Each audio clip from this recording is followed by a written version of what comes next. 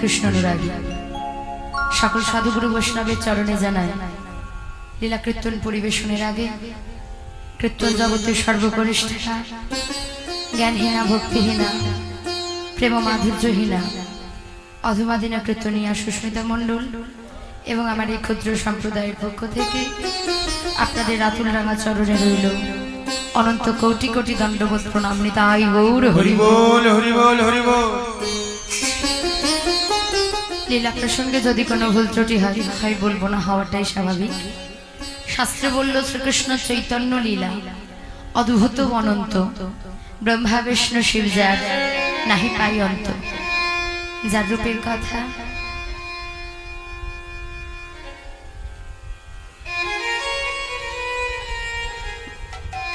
যার রূপের কথা, যার গুণ কথা, যার মহিমা যুগ যুগ ধরে বর্ণনা করেও স্বয়ং ব্রহ্মা স্বয়ং ভোলানাথ যার অন্ত খুঁজে পায় না। অপ্রাকৃত লীলা মহিমা যার, অপ্রাকৃত লীলা মাধুর্য যার, অনন্ত কোটি বিশ্ব ব্রহ্মাণ্ডের যিনি মালিক, অনন্ত কোটি মহিমা যার, সেই ভগবানের অপ্রাকৃত লীলা, যে ভগবানের লীলা সৃষ্টিকর্তা ব্রহ্মা। ব্রহ্মার কটা মুখ মায়েরা? কটা? চারটে, তাই না? চতুর্মুখ ব্রহ্মা। সেই ব্রহ্মা চার মুখে বলে আমার গৌর গোবিন্দের কথা শেষ করতে পারে না। পঞ্চানন ভোলানাথ, ভোলানাথের কটা বদন? একটা দুটো নয়, পাঁচটা বদন। সেই ভোলানাথ পাঁচটা মুখে বলে আমার গৌর গোবিন্দের কথা শেষ করতে পারল না। আমার মতো অপার কামড় মূর্খ, কিছুই জানি না, কিছুই বুঝি না। তবে শাস্ত্রে বলল বৈষ্ণবের কৃপা যদি হয় গো যাহারে, অবশ্যই সে কৃষ্ণ তত্ত্ব জানিবারে। যদি আপনাদের মতো ভক্তের কৃপা থাকে, যদি আপনাদের মতো বৈষ্ণবের কৃপা থাকে, তবে হয়তো দুটো হরি কথা কৃষ্ণ কথা বলতে পারবো।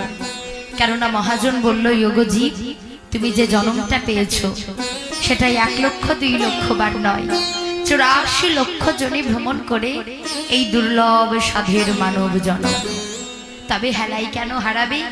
পেয়েছি সাধের মানব জনম, যে জনমে হরি কথা কৃষ্ণ কথা বলার মতো বদন পেয়েছি, হা কৃষ্ণ প্রাণ গোবিন্দ বলে কাঁদবার জন্য দুটো নয়ন পেয়েছি, যে জন্মে হরি কথা কৃষ্ণ কথা শ্রবণ করার জন্য দুটো কর্ণ পেয়েছি, যে জন্মে সাধু সঙ্গ করার জন্য সুন্দর দেহ পেয়েছি।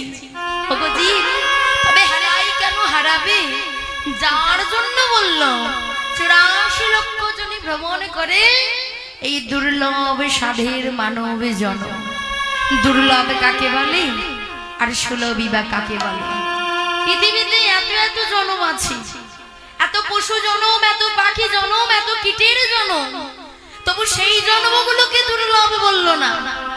সাধারণ মানুষের জন্মটাকে দুর্লভ বলল। কেন বলল গো মায়েরা? কি পারে মানুষ যে মানুষকে দুর্লভ বলল? আচ্ছা, দুর্লভ কাকে বলে আর সুলভী বা কাকে বলে? যেমন মনে করুন আপনাদেরকে হয়তো 500 টাকা দিলাম, আর 500 টাকা দিয়ে বললাম, মানে দুর্লভ হচ্ছে যে জিনিসগুলো সহজে পাওয়া যায় না, আর সুলভ কোনগুলো না যেগুলো সচরাচর সহজে পাওয়া যায়। এবার মনে করুন 500 টাকা দিলাম, বললাম না সামনের বাজার থেকে কিছু কিনে নিয়ে আসুন। আপনি সামনে দুর্লভপুর বাজার থেকে 500 টাকা নিয়ে গিয়ে থলি ভর্তি বাজার করে আনলেন, হবে তো? 500 টাকায় হবে? হ্যাঁ, থলি ভর্তি বাজার হবে। এখন হবে না, না, জিনিসের প্রচুর দাম বেড়েছে। বেশ 1000 টাকা দিলাম, তাতে যদি কোনো রকমে হয়। হ্যাঁ, এবার মনে করুন আবার 500 টাকা দিয়ে বা 1000 টাকা দিয়ে যদি বলি মা সোনার দোকানে গিয়ে সোনা কিনে আনুন, সোনা হবে মায়েরা? হবে? সোনা হবে না। সোনা কিনতে গেলে মোটামুটি কয়েক হাজার টাকার প্রয়োজন। এবার বলুন তো মা, সেই সোনা আমরা সবাই কিনতে পারি? সবার ভাগ্যে সোনা জোটে না, সবাই সোনা পরার অধিকারী হই না। যার জন্য বলল সোনা যেমন দুর্লভ, সোনা যেমন সবাই কিনতে পারে না, সবার ভাগ্যে যেমন সোনা জোটে না, ওগোজি এই মানব জন্মটাও ঠিক দুর্লভ। আর তো নাও পেতে পারো, আর তো নাও আসতে পারো এই কৃষ্ণ ভজন সাধনের জন্য সুন্দর পৃথিবীতে। তা এই যে মহাজন বলছে, তুমি বলছো মানুষের জন্মটা দুর্লভ, একবার ভেবে দেখেছো? মানুষ যা করে বনের পাখিরাও সেটা করতে পারে, বনের পশুরাও সেটা করতে পারে, তবু মানুষের জন্মটা কেন তুমি দুর্লভ বলছো? আরে মানুষ সকালবেলা হলে যে যার মতো কর্ম করে, করে তো বাবা করে। কেউ চাকরি বাকরি করে, কেউ ব্যবসা বাণিজ্য করে, কেউ বা চাষবাস করে, কেউ বা পশুপালন করে। তাহলে প্রত্যেকটা মানুষ আমরা যে যার মতো কর্ম করি। কেন করি বাবা? দুটো টাকা পয়সা রোজগার করার জন্য। কি করে দুটো টাকা পয়সা রোজগার করব? আর সেই অর্থ দিয়ে সংসার প্রতিপালন হবে, সংসারকে ভালো রাখার জন্য দুটো টাকা পয়সা রোজগার করি। তাহলে মানুষ যেমন সকালবেলা হলে প্রত্যেকটা জীব নিজের নিজের পেটের সন্ধানের জন্য কি করে সংসারকে সুখে রাখবো, ভালোতে রাখবো বলে সারা পৃথিবীময় ঘুরে কর্ম করে, দুটো অর্থ উপার্জন করে খাবার ব্যবস্থা করে রাখে। মহাজন বলল বনের পাখিরাও কিন্তু সকালবেলা হলে সারা পৃথিবীময় ঘুরে কেন ঘুরে? দুটো খাবার জোগাড় করার জন্য। তাহলে মানুষ যা করে বনের পাখিরাও সেটা করে। মানুষ দিনের পর দিন অর্থ উপার্জন করে রক্ত জল করা পরিশ্রম করে বলে প্রভু আর কাঁচা বাড়িতে থাকতে ভালো লাগে না, যদি একটা পাকা বাড়ি তৈরি হতো।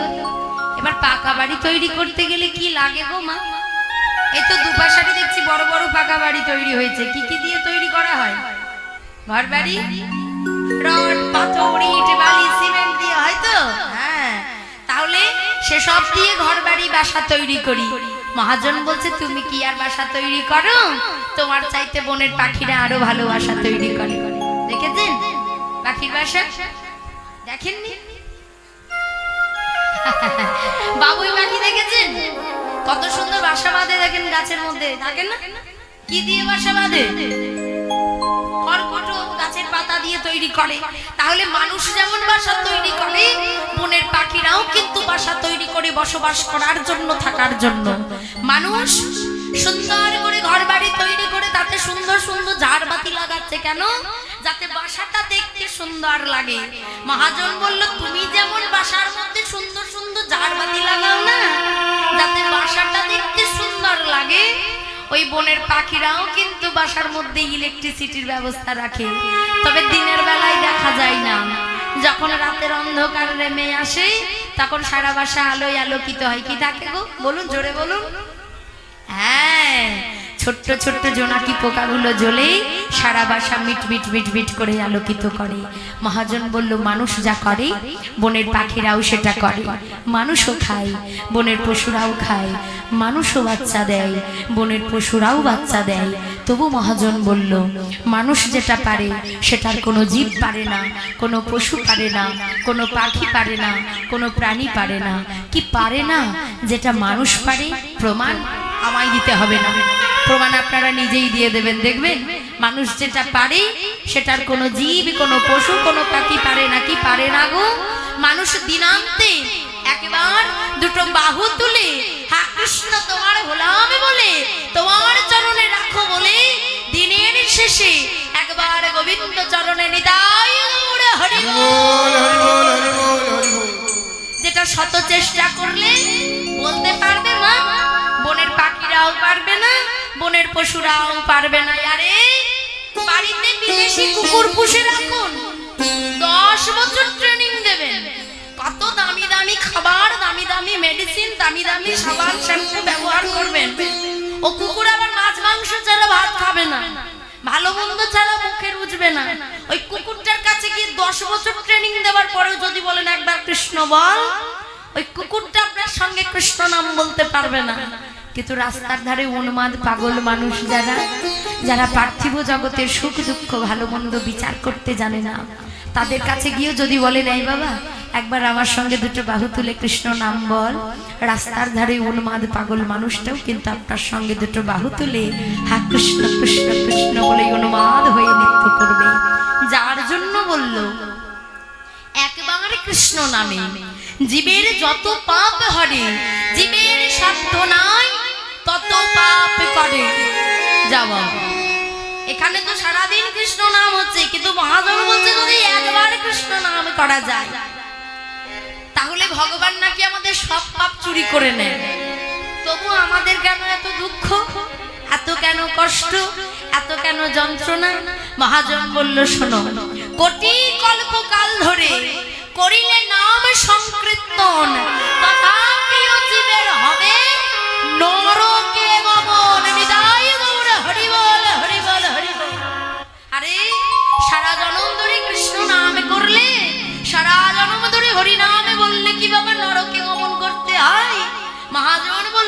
শোনো, হেন কৃষ্ণ নামে জীব লয় বহুবার, তবুও যদি না বহে প্রেম, না বহে অশ্রুধার, তবে তুমি বুঝিবে তোমার হৃদয়ে আছে অপরাধ প্রচুর। কৃষ্ণ প্রেম বীজ তাতে না হয় অঙ্কুর। সারা জন্ম ধরে মন্দিরে গেলাম, সারা জন্ম ধরে ভগবানের সেবা দিলাম, কিন্তু কোনোদিন যদি কৃষ্ণ প্রাণ গোবিন্দ বলে যদি দুফোঁটা নয়ন বাড়ি পরিশোধ করতে না পারি, যদি দুফোঁটা নয়ন বাড়ি বিগলিত করতে না পারি, তবে সেই সেবাই ভগবান কোনোদিন সন্তুষ্ট হয় না। কারণ একদিন বৈকুণ্ঠধারী ভগবান শ্রীহরি বসে আছে। দেবশ্রী নারদ বলল, প্রভু মনে করো এ জগতে কোনো ভক্ত তোমাকে যদি থালা ভর্তি ফল মিষ্টান্ন দিয়ে পুজো দিতে না পারে, তবে তোমায় কি দিয়ে সেবা দেবে? হ্যাঁ গো মায়েরা, আমাদের কি প্রতিদিন ক্ষমতা থাকে ভগবানকে থালা ভর্তি ফল মিষ্টি দেবার? ভগবান শ্রীহরি বলল, নারদ এ জগতের কোনো ভক্ত যদি আমায় থালা ভর্তি ফল মিষ্টান্ন দিতে না পারে, দরকার নেই, গাছ থেকে একটা ফুল তুলে এনে সেবা দেবে প্রভু। মনে করো কোনো ভক্তের কাছে ফুল নেই, তবে তোমায় কি দিয়ে সেবা দেবে নারদ? যদি কোনো ভক্তের কাছে ফুল না থাকে, তবে একটা তুলসী পত্র তুলে এনে সেবা দেবে প্রভু। মনে করো কোনো ভক্তের কাছে তুলসী পত্র নেই, তবে তোমায় কি দিয়ে সেবা দেবে নারদ? যদি তুলসী পত্র না থাকে, তবে এক গণ্ডূষ এক ফোঁটা গঙ্গার জল আমার চরণে দেবে প্রভু। মনে করো কোনো ভক্তের কাছে গঙ্গার জলও নেই, তবে তোমায় কি দিয়ে সেবা দেবে নারদ? দরকার নেই, প্রয়োজন নেই আমার থালা ভর্তি ফল মিষ্টান্নের, দরকার নেই আমার বৃক্ষের ফুলে, প্রয়োজন নেই আমার তুলসী পত্র, দরকার নেই আমার গঙ্গার জল। গো নারদ, এ জগৎ জীবকে ভালোবেসে আমি দুটো নদী দিয়েছি, দুই নদী স্বরূপ দুই নয়ন দিয়েছি। সারা জন্মের মধ্যে কোনো ভক্ত যদি একবার দুপুরটা নয়ন বাড়ি পরিশোধ করে যদি বলতে পারে, হে গোবিন্দ আমাকে তুমি তোমার রাতুলে রাখা চরণে সারা জন্মের মতো দাস করে দাও, আমি সেই ভক্তের কাছে জন্ম জন্মান্তর বিকিয়ে যায় হৃদয়। কেননা শাস্ত্রে বলল, ভক্ত যদি কাই মনে কোনো বাঞ্ছা করে, ভগবানের সাধ্য নাই সে বাঞ্ছা নেই পড়ে। তবে ভক্তের বাসনা ভক্তের মতোই হওয়া দরকার। ভক্ত কখনো বাঞ্ছা বাসনা করে না, ভক্ত কখনো ভগবানের কাছে গাড়ি বাড়ি টাকা পয়সা চাই না। হে গোবিন্দ কৃপা করে করুণা করে তোমার চরণের ওই প্রেম বস্তুটুকু আমায় প্রদান করো। তাই সেই গোলকের ভগবান এই ভুলোকে এলো। কেন এলো? আমাদের মতো কলির জীবকে উদ্ধার করার জন্য। আর মহাপ্রভু আমার শ্রীধাম নদিয়া নবদ্বীপে এসে সবার উদ্দেশ্যে একটা কথা বলল। কি বলল জানেন? মহাপ্রভু শ্রীধাম নদিয়া নবদ্বীপে এসে সকল ভক্তকে বলছে, কি বলল? বলি জীবে জাগো বলি আমারে গোড়া চাঁদ,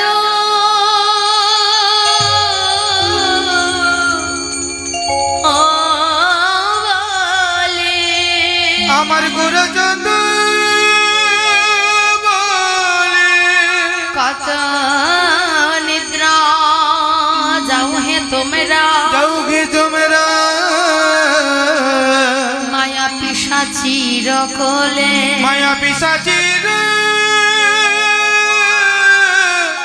কোলে। কৃষ্ণ নাম সূর্য শ্যাম, সূর্য আরে মায়া অন্ধকার, মায়ার অন্ধকার হই না যাহা কৃষ্ণ তাহা নাই এই মায়ার অধিকার, এই মায়ার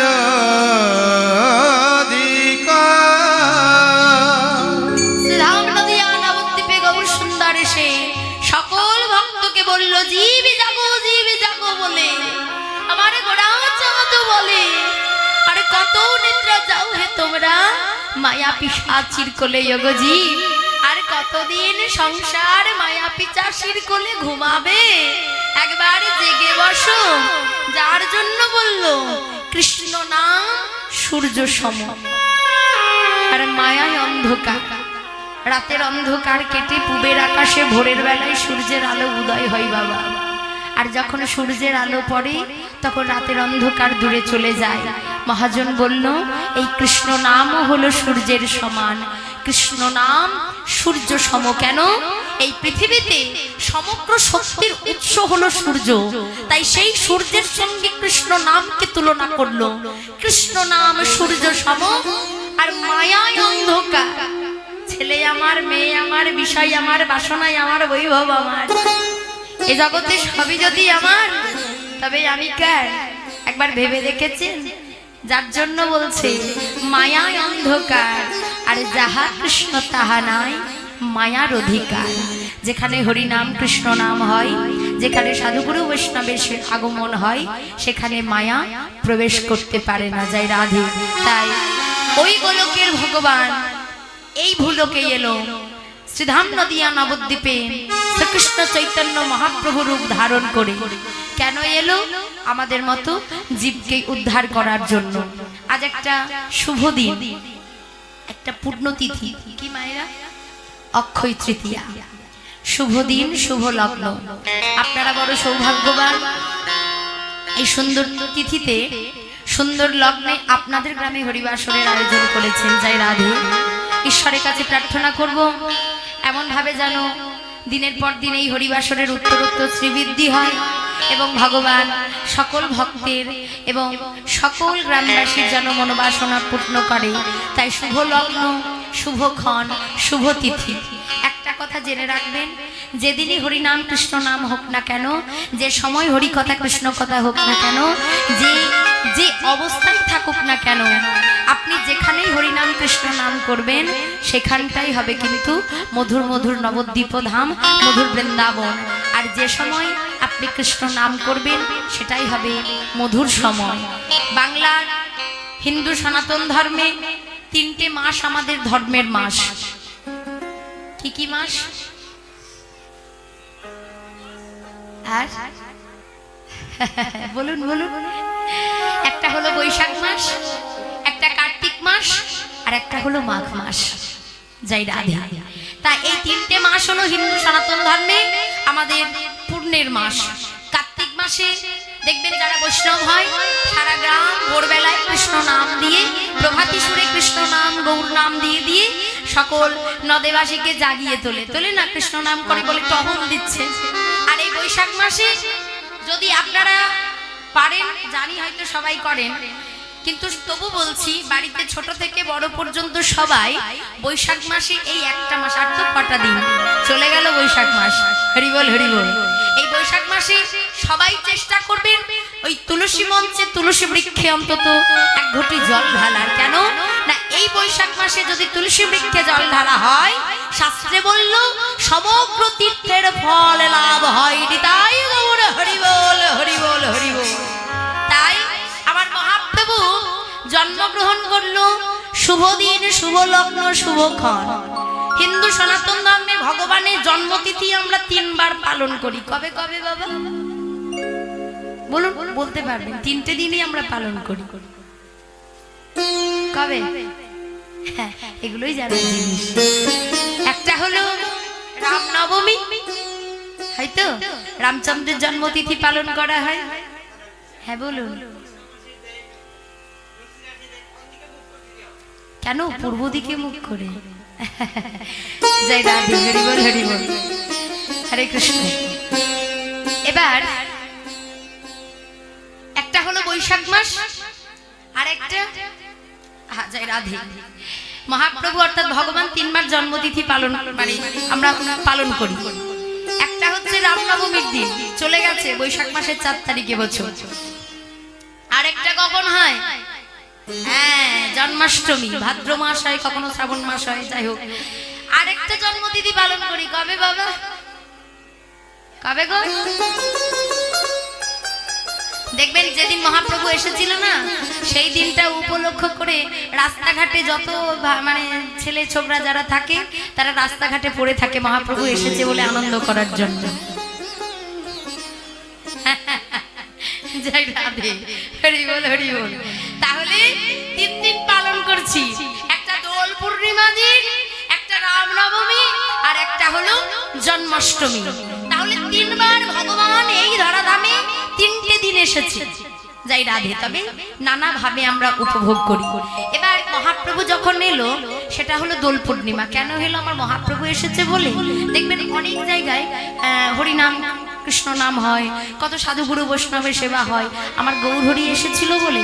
হ্যাঁ, পরবর্তীকালে গৌরহরির জন্মতিথি উপলক্ষে হয়েছিল, কিন্তু আমার মহাপ্রভু যখন আসে, এবছর মহাপ্রভুর জন্মতিথি 538 বছর পূর্ণ হয়ে 539 বছরে পা দিল শ্রীধাম নদিয়া নবদ্বীপে। এবার মহাপ্রভু যখন আবির্ভূত হয়েছিলেন আজ থেকে 539 বছর আগে আনুমানিক, তখন আমাদের বাংলা শাসন করত মুসলিমরা।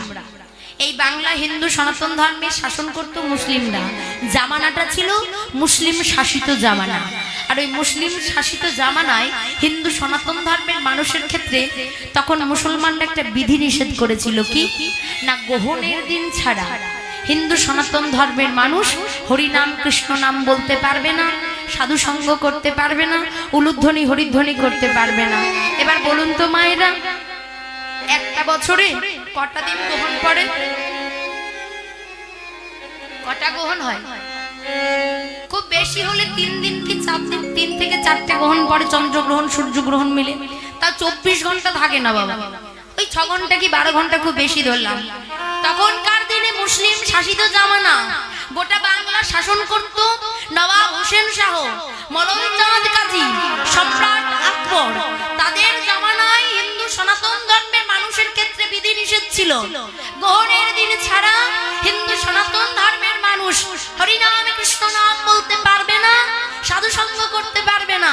কিন্তু একবার ভেবে দেখুন, আজ থেকে 539 বছর আগে হিন্দু সনাতন ধর্মের মানুষ আমরা কোথায় এসেছি? আজ শুধু কি 6 ঘন্টা কৃষ্ণ নাম করি? মহাজন বলল, সারাদিনে তুমি যতবার শ্বাস প্রশ্বাস নাও, বিজ্ঞানসম্মত সারাদিনে মোট আমরা 21,600 বার শ্বাস প্রশ্বাস নিই। আর ওই 21,600 বার কৃষ্ণ নাম করতে বলছে। হ্যাঁ গো, 21,600 বার হয় কৃষ্ণ নাম করে? সত্যি কথা বলবো, হয় না। 21,000 বার বাদ দিলাম, 600 বার হয়? সেটাও হয় না। আচ্ছা 6 বার হয়? বলছে এই 1 বার করি, এটাই তোমার বাবার ভাগ্য। আবার 6 বার বলছে। যাই রাধে, হরি বল হরি বল।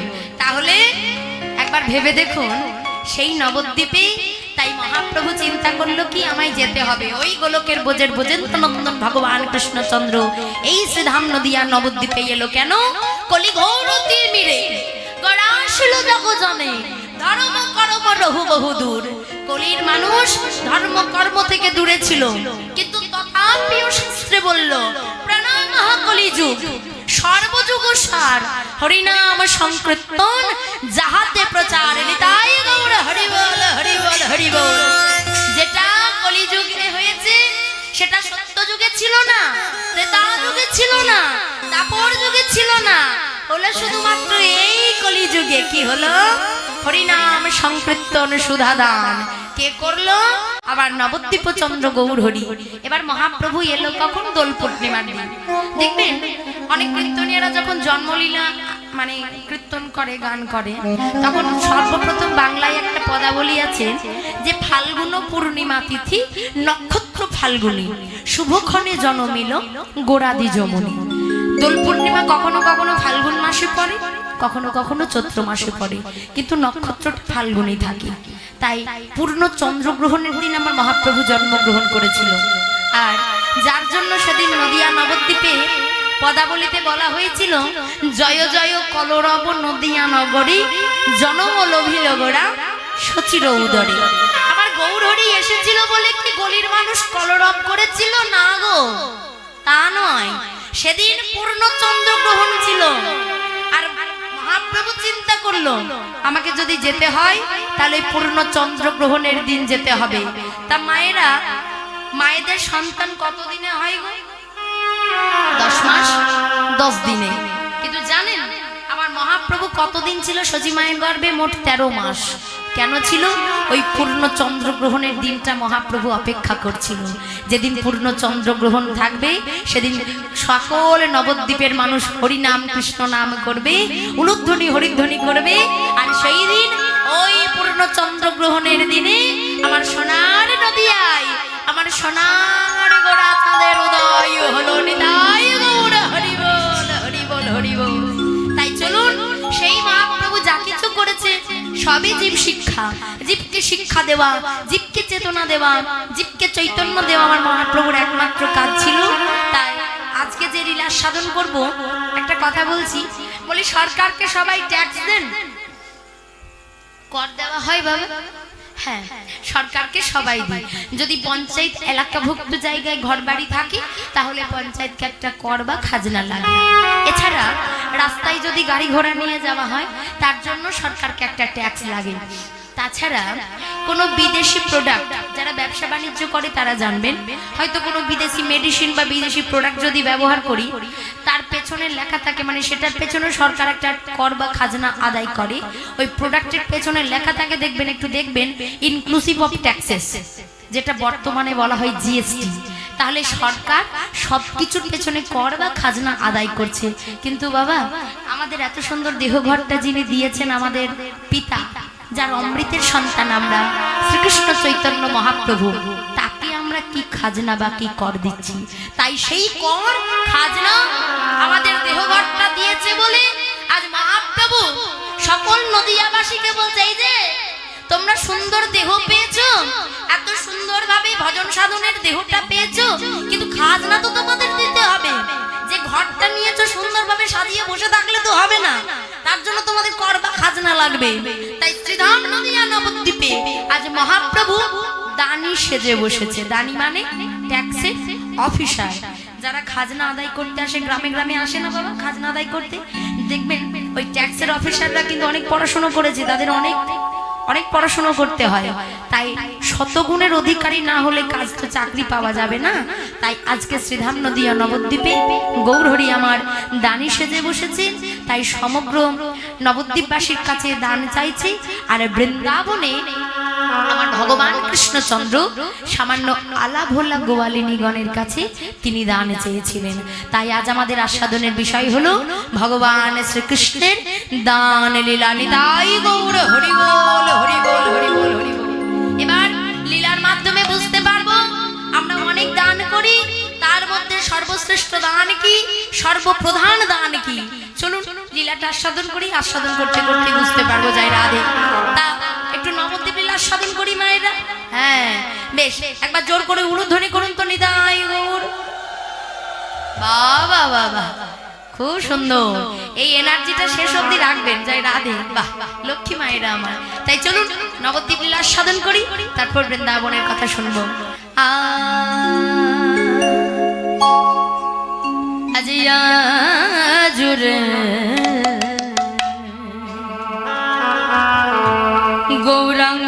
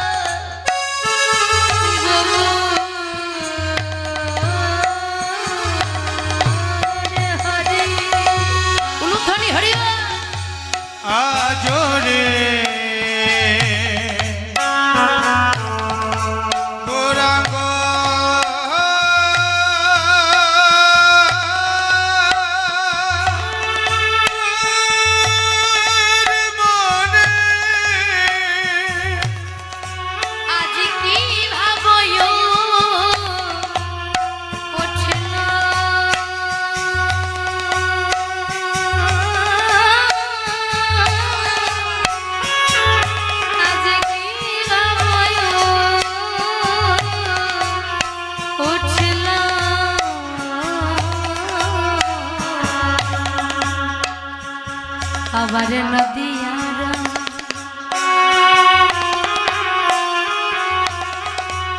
ওই না নদী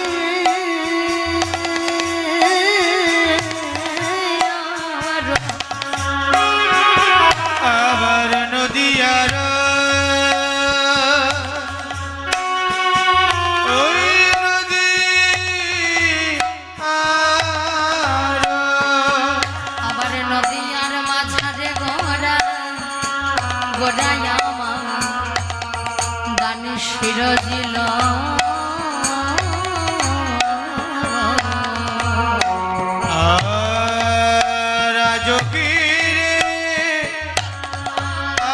আজগিরে নবদ্বীপ কি ভায়া জকিরে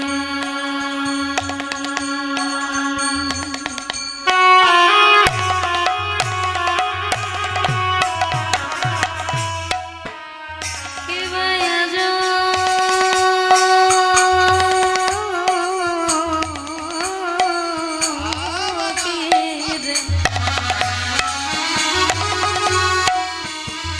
কি ভায়া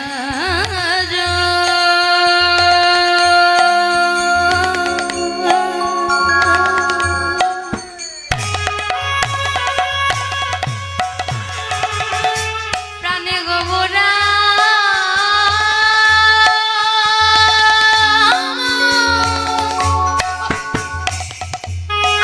আমার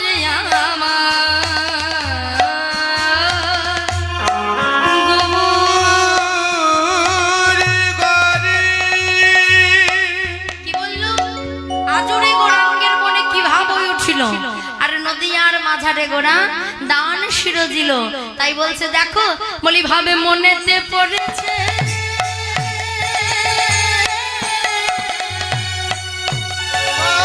মনেতে পড়েছে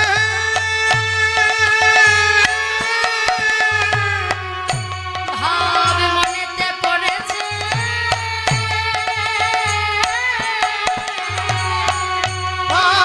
মনেতে পড়েছে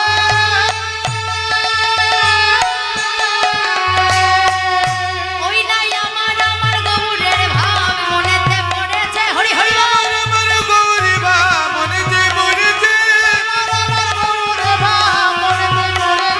আমার গৌরী বা মনেতে পড়েছে বোঝা তো যাই না বোঝা তো যাই না আরে বোঝা তো যাই না এতে রাধা কৃষ্ণ ভাব বোঝা তো যাই না কৃষ্ণের বা বোঝা তো যাই না এতে রাধা ভাব কৃষ্ণ ভাব বোঝা তো যাই না রাধা ভাব কৃষ্ণ ভাব বোঝা তো যাই না কৃষ্ণের বা আমার আমার গৌর হরি কৃষ্ণের বা কৃষ্ণের বা কৃষ্ণের বা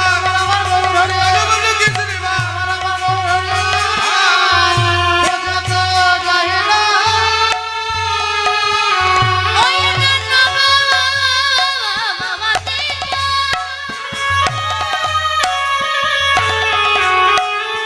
আর আমার গৌর হরি ও তার একটি না ভাবে আমার কে না ভাবে রে উদয় হারা এই নদিয়া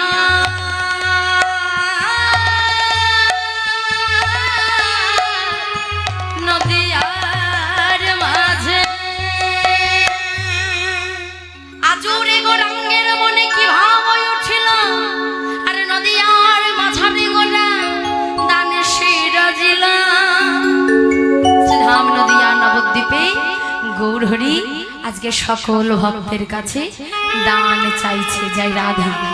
এবার আজ মহাপ্রভু যখন দান চাইছে মা দান করা হয় হ্যাঁ কি না হয়তো বেশ কোথায় দান করেন আমরা অনেক কিছু দান করি অন্নদান অর্থদান রক্তদান বস্ত্রদান হয়তো কন্যাদান ভূমিদান কিন্তু এত কিছু দানের মধ্যেও সর্বশ্রেষ্ঠ দান কোনটা সবকিছু দান করি, কিন্তু এত কিছুর মধ্যে সর্বশ্রেষ্ঠ দান কি? হরি বল, হরি বল। আজ আমার মহাপ্রভু শ্রীধাম নদিয়া নবদ্বীপের মধ্যে সেই দানই চাইছে, যাই রাধে। তাই গৌর হরি আমার আজকে নদিয়ার পথ আলো করে চলে যায়। আর এমন সময় এক নদেবাসী আরেক নদেবাসীকে বলছে, দেখ দেখ ওই দেখ কে যাচ্ছে, দেখ না। তখন সবাই সবাইকে ডাকছে, দেখ না। বলি তোরা দেখবি যদি ছুটিয়া। আচ্ছা, যারা আমার গৌরকে একবার ভালোবাসেন না, উলুধ্বনি করুন তো নিতাই গৌর হরি বল।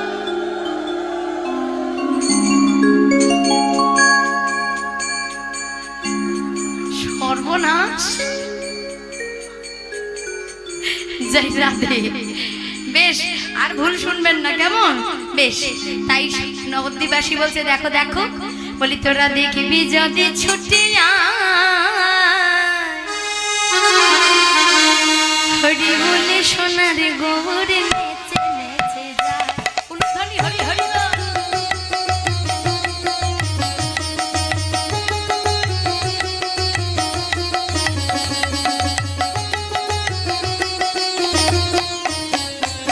তোরা দেখিবি যদি ছুটিয়া, হরি বলে সোনার গৌর নেচে নেচে যায়। দেখবি যদি ছুটিয়া, হরি বলে সোনার গৌরে নেচে নেচে যায়। তোরা দেখিবি যদি ছুটিয়া, হরি বলে সোনার গৌর নেচে নেচে যায়।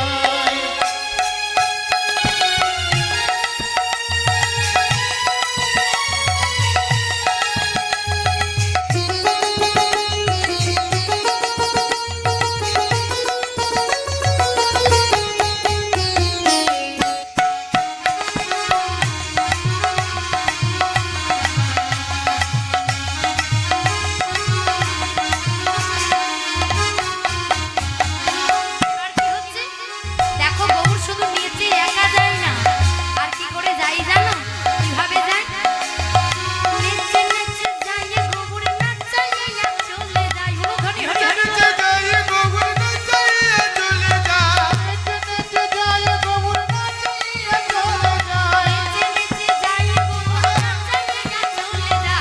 নেচে নেচে যায় গৌর নাচাইয়া চলে যায়। দেখবি যদি ছুটে যায়, হরি বলে সোনার গৌর নেচে নেচে যায়। তোরা দেখিবি যদি ছুটিয়া, হরি বলে সোনার গৌর নেচে নেচে যায়। তোরা দেখিবি যদি ছুটিয়া, হরি বলে সোনার গৌর নেচে নেচে যায়।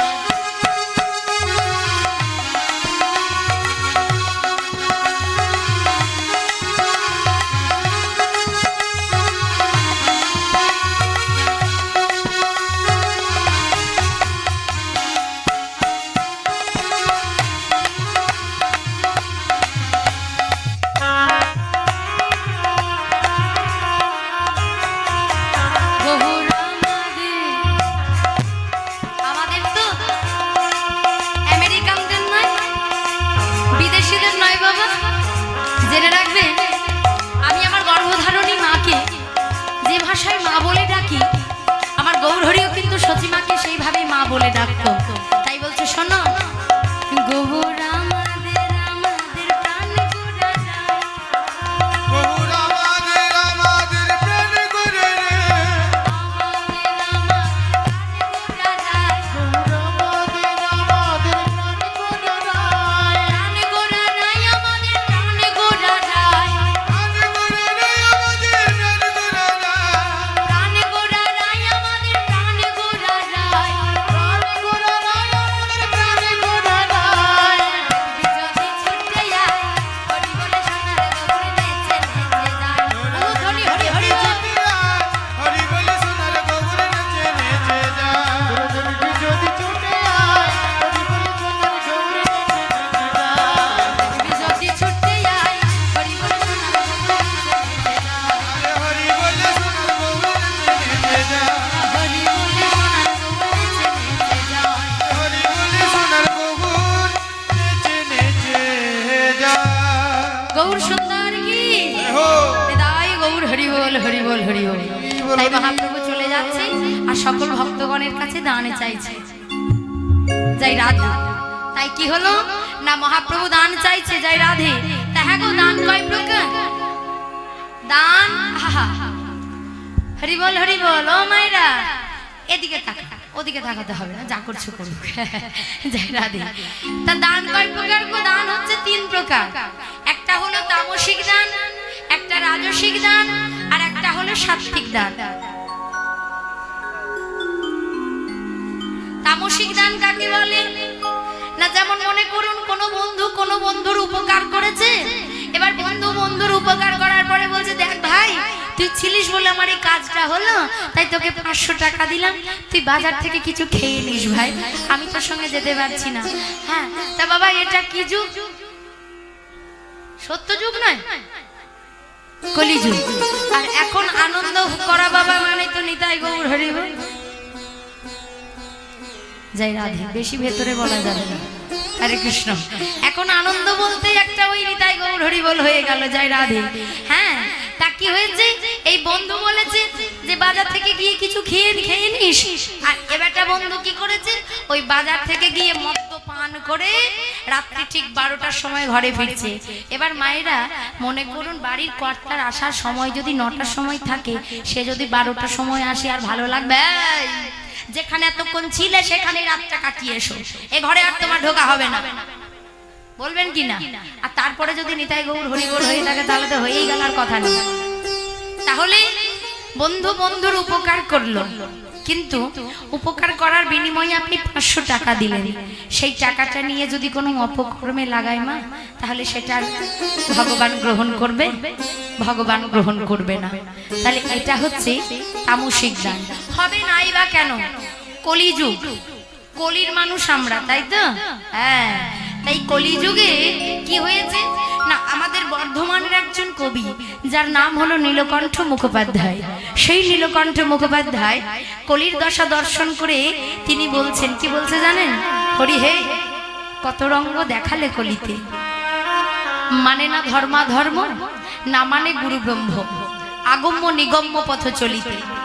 হরি হে, কত রঙ্গ দেখালে কলিতে, গুরু এলে নয় না মাথা, পাছে মাথার তেরি ভেঙে যায়, একি মরি হাই হাই, জীর্ণ বস্ত্র মায়ের গায়ে, শখের শাড়ি শালি পাই, মুখের কথা না খুশিতে। হরি হে, কত রঙ্গ দেখালে কলিতে, নীলকণ্ঠ কয় এদেশে আর রব না, ঘরে ঘরে স্ত্রী সাধনা, আর কলিযুগটা মেতেছে মদ গাঁজা সিদ্ধি আর গুলিতে। নিতাই গৌর হরি বল হরি বল হরি বল হরি বল। নীলকণ্ঠ মুখোপাধ্যায় বলছে, হরি হে, কত রঙ্গ দেখালে কলিতে, কলির মানুষ ধর্ম না ধর্ম বলে মানে না, না মানে গুরু ব্রহ্ম। বাড়িতে যাতায়াত করার সময় যদি বাবা মায়ের পায়ে পাও ঠেকে যায়, কলির মানুষ আর ঘুরে এসে বাবা মায়ের চরণে প্রণাম করে না। আর কি বললো? একি মরি হাই হাই, জীর্ণ বস্ত্র মায়ের গায়ে। যে মা 10 মাস 10 দিন গর্ভে ধারণ করলো, সেই মায়ের পরনে একটা ছেঁড়া কাপড়। আর কি হলো না, শখের শাড়ি শালি পায়, মুখের কথা না খুশিতে। নতুন বিয়ে হয়েছে, জামাইবাবু শ্বশুর বাড়ি গেছে, এবার একমাত্র শালি, শালি মানে কি গো মায়ের? হ্যাঁ, আধা ঘরবালি।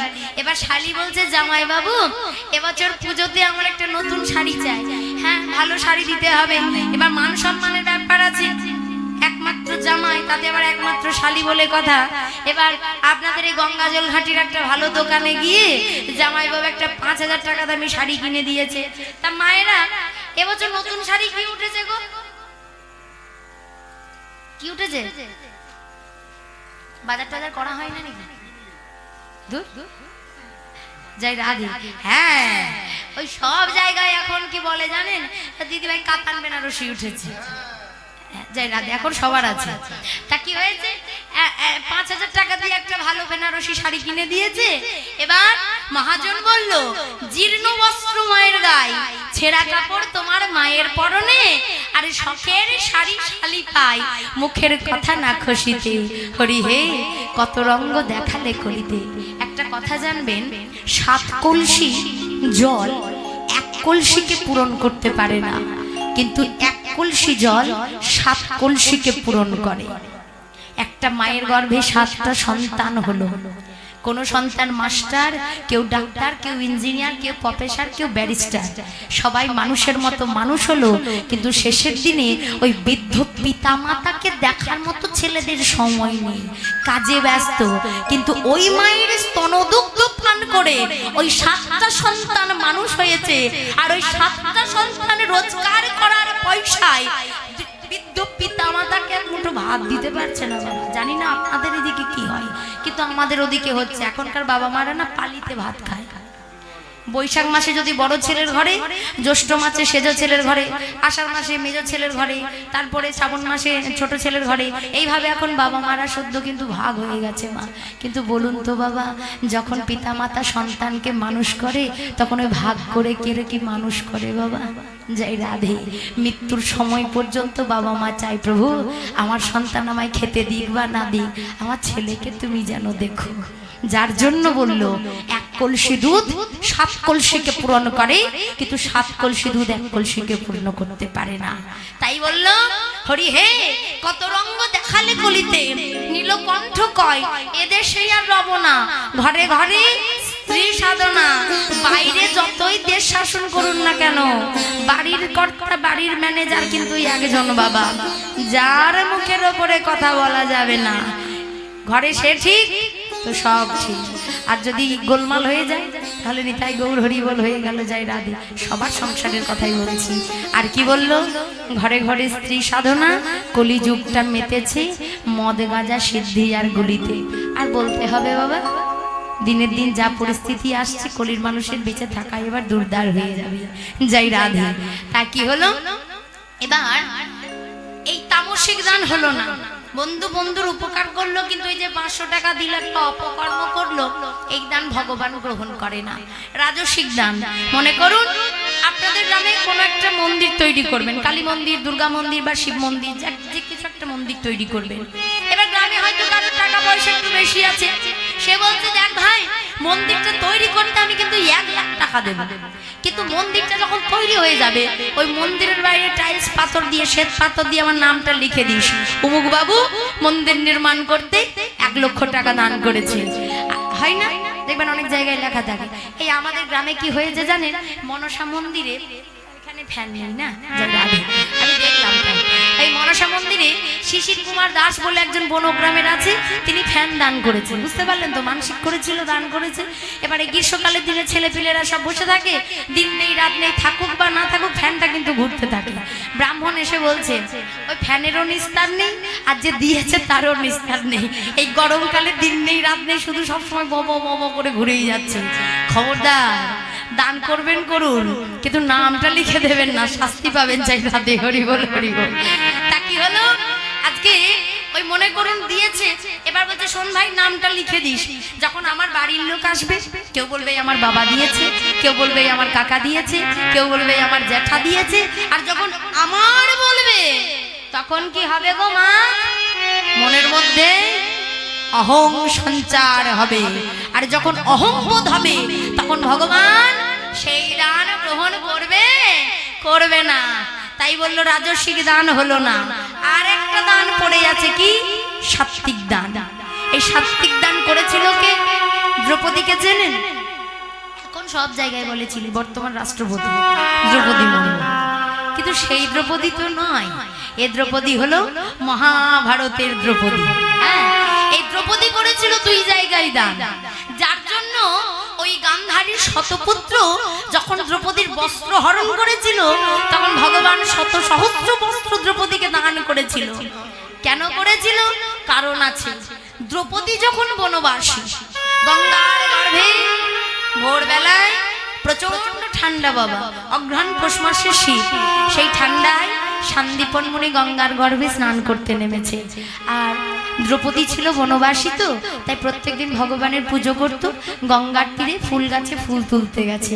এমন সময় কি হয়েছে না, বাগানে ফুল তুলতে গেছে গঙ্গার পাড়ে, আর শান্তিপন মুনি গঙ্গার গর্ভে স্নান করতে নেমেছে। যখন স্নান করতে নেমেছে, মা গঙ্গার এত উজান যে মা গঙ্গার উজানে শান্তিপন মুনির পরিধেয় কৌপিন, মানে যে কাপড়টা পরেছিল সেটা মা গঙ্গা জলে ভাসিয়ে নিয়ে চলে গেছে। ওই ধুতিটা জলে ভাসিয়ে নিয়ে চলে গেছে। দ্রৌপদী